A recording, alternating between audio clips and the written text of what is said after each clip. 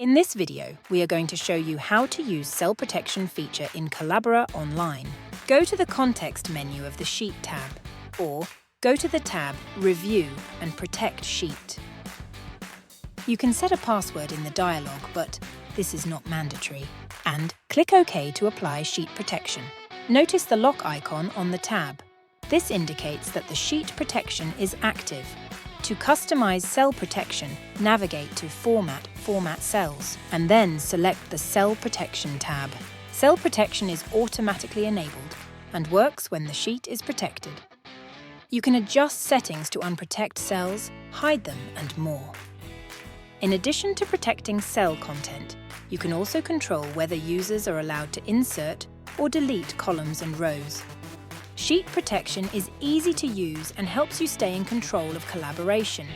We hope you now know how to get the most out of it.